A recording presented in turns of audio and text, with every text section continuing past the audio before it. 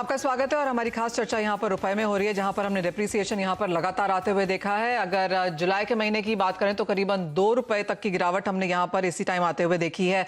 Impact clearly इसका businesses पे तो है ही, लेकिन आम लोगों पर भी है, क्योंकि जिस तरह से रुपए में यहाँ पर गिरावट देखने को मिली है और कच्चे तेल का इम्पोर्ट जैसे हम करते हैं जिसका 80% रिलायंस बाहर है, इसके अलावा फर्टिलाइजर का इम्पोर्ट होता है, खाने के तेलों का इम्पोर्ट किया जाता है और इसी के साथ काफी सारे रॉ मटेरियल्स हैं, गैजेट्स हैं, मोबाइल फोन्स हैं, तो क्या वो सभी यहाँ पर महंगे होने वाले हैं? क्या जिस तरह की लोगों की बोरोइंग होती है यहाँ पर डॉलर में ऑफशोर मार्केट्स में बिजनेसेस की, उसका भी हम यहाँ पर इंपैक्ट आता हुआ देखेंगे? मिस्टर शर्मा, क्लियरली रुपया हम सबको यहाँ पर छूता है। जिस तरह की ग्लोबलाइजेशन की हम बात करते हैं, जिस तरह का एक्सपोजर यहाँ पर लोगों का है, स्टूडेंट्स का है, ट्रैवलर्स का होता है, रुपए ने क्लियरली वहां पर थोड़ा सा डेंट डाला है। या डेफिनेटली ये रुपये का जो वीकनेस है हर पहलू हर सेक्टर में इफेक्ट करने वाले। सबसे पहले तो बिजनेस में जो कंपनी जिनके रॉ मटेरियल काफी इंपोर्टेड है, जैसे आपने बोला जो कच्चा तेल रिलेटेड है, जो पाम ऑयल इंपोर्ट्स है और केमिकल इंपोर्ट, जो सब इंपोर्ट्स है उसके दाम डेफिनेटली लैंडेड कॉस्ट अब बढ़ने वाली है। तो जो कंपनी उसके हेजिंग प्रोसेस बराबर है और वो ओपन पोजीशन में इंपोर्ट कर रहे हैं, उनका लैंडेड कॉस्ट में डेफिनेटली एक बड़ा इम्पैक्ट होगा। जो ये 6-7% का इम्पैक्ट वो अगर वो पास ऑन नहीं कर पा रहे कंज्यूमर को, तो वो हिट उनको लेना पड़ेगा, तो उनका तो प्रॉफिटेबिलिटी में डेंट होगी। दूसरी स्टूडेंट्स के तो डेफिनेटली एक बड़ा इम्पैक्ट है, क्योंकि जो जुलाई अगस्त का महीना normally a period where US Canada Australia student जाते हैं। और इस साल नॉट ओनली इस साल के स्टूडेंट्स, पिछले 2 साल जो कोविड के कारण जो स्टूडेंट्स ब्रेक लिया, जो जिन्होंने उन्हें डेफर किया, वो लोग भी अभी जा रहे हैं, तो उनका भी जो फीस का जो आउटफ्लो रहेगा वो भी इफेक्ट होगा इस रुपया के डिप्रेशन। तो ये जो रुपी टर्म्स में उनके लायबिलिटी और कैश फ्लो डेफिनेटली ज्यादा रहने वाला, तो उसका हिट उनको वो डेफिनेटली उनका पॉकेट में भारी पड़ेगा। सो ये across the segment, across the society इसका इम्पैक्ट आने वाले। जहां भी इंपोर्टेड आइटम है, जहां पर इंडिया में जैसे आपने बताया पाम ऑयल जो क्रूड रिलेटेड या मोबाइल फोन और एनी अदर आइटम जो इंपोर्टर है, उसका जो लैंडेड कॉस्ट में डेफिनेटली इसका इम्पैक्ट आएगी। उसके कारण या तो कंजम्पशन कम होगी या तो उसके कारण the cost factor will go up. तो डेफिनेटली एक नेगेटिव इम्पैक्ट रहने वाला है। आदित्य, आपका क्या व्यू है? क्योंकि अगर हम 7% का डिक्लाइन भी अगर पकड़ के चलें, 5% का भी अगर पकड़ के चलें पिछले क्वार्टर में, किस तरह के रिपरकशंस आपने यहाँ पर बनते हुए देखे हैं बिजनेसेस पे? देखिए, डेफिनेटली अगर हम Q1 FY23 की बात करें तो सबसे जो बड़ा फैक्टर है जिसकी वजह से हमने अपना जीडीपी ग्रोथ का प्रोजेक्शन कम करा था, वो यही है कि जो मार्जिन प्रेशर है कॉर्पोरेट्स पे वो बहुत ही इंटेंस है इस क्वार्टर में।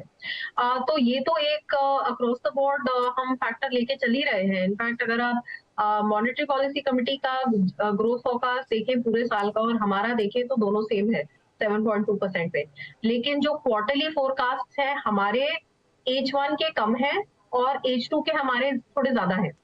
और सबसे ज्यादा एक्चुअली गैप Q1 के फोरकास्ट में ही है, हमारा 12.5 से 13% का है और MPC का 16.2% का है।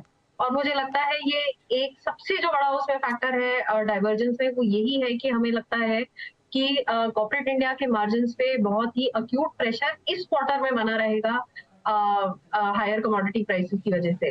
लेकिन ये सिचुएशन अगर जो अभी हमने डाउन ट्रेंड देखा है कमोडिटी प्राइसेस में, अगर वो Q2 में सस्टेन होता है तो एक्चुअली काफी रिलीफ मिलेगी कंज्यूमर्स को भी, क्योंकि इमीडिएटली जो उनके वॉलेट पे चीजें अफेक्ट होती हैं वहां पे हम प्राइसेस कम देख रहे हैं, जैसे कि एडिबल ऑयल।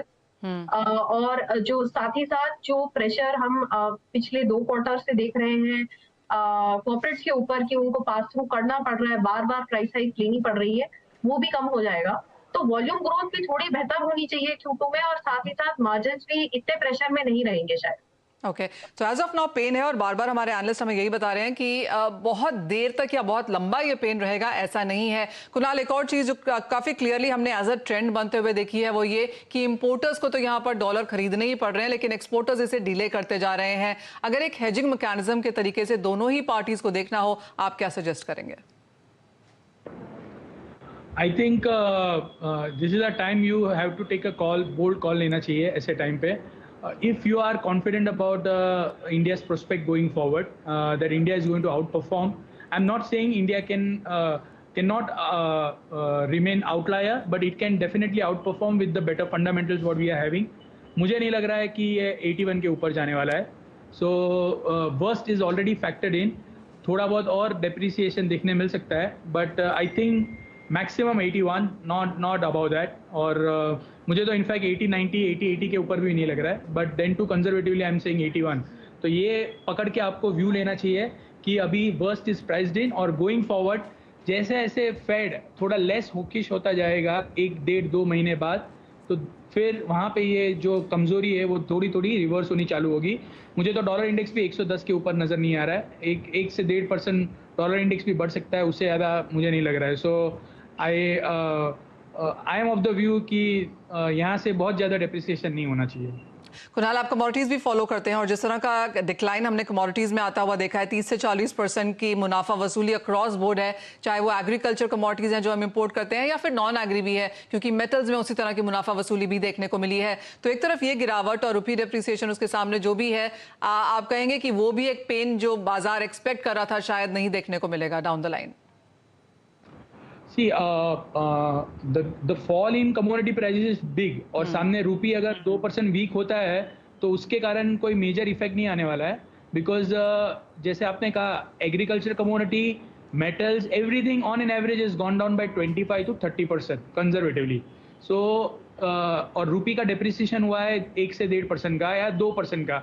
सो बहुत ज़्यादा कोई इम्पैक्ट नहीं गिरने वाला है. हम I think we can say that inflation is going to be peaked out in one month. 1 महीने बाद जो रीडिंग आएगी, जो भी रीडिंग आएगी, ग्रेजुअल डाउनवर्ड देखेंगे, और not a sharp downturn but gradual downturn हम देखने वाले हैं.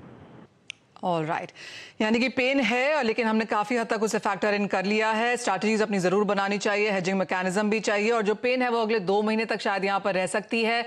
कमोडिटी प्राइसेस में अच्छा खासी गिरावट है जिसका फायदा शायद इंडियन मार्केट्स यहाँ पर उठाते हुए नजर आएंगे. और प्लस पॉइंट्स यहाँ पर एग्रीकल्चर की तरफ से हैं. आरबीआई ने डायरेक्टली इनडायरेक्टली यहाँ पर इंटरवीन भी किया है, पॉलिसी मेजर्स भी चेंज किए हैं, जिसका भी असर हम आने वाले 1 से 2 महीने में आता हुआ देखेंगे. तो जिस तरफ से भी आप इसे देखें, माना यही जा रहा है कि 1 से 2 महीने के बीच में यहाँ पर स्थिति थोड़ी सी संभलती हुई दिखेगी. इन्फ्लेशन शायद पीक आउट होती हुई नजर आई है. तो एज सेड कि सभी जगह से कुछ गुड न्यूज यहां पर ट्रिकल डाउन कर सकती है.